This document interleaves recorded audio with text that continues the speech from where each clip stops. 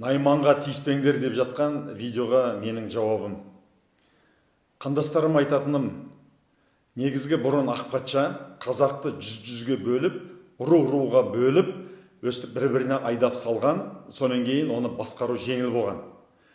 Жанар Айжанованың да, бағанағы видеоны таратып жатқан бауырымыздың да айтып жатқанын, оны өздері жандарына шығып жатқан жоқ. Оны сценаристер, ол биліктің арнайы технологиясы. Бірінші, халықтың назарын әлеуметтік мәселеге емес, мүлде басқа нәрсеге, арзан нәрсеге айналдырып, бір-бірімен әлек қылып қою.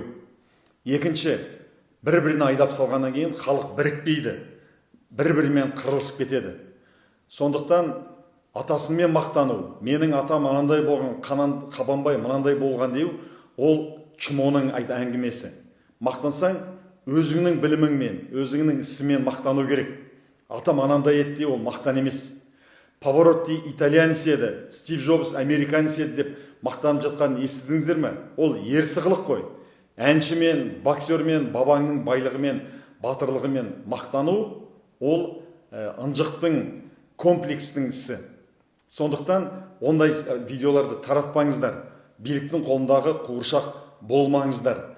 Бәріміз бір қазақпыз.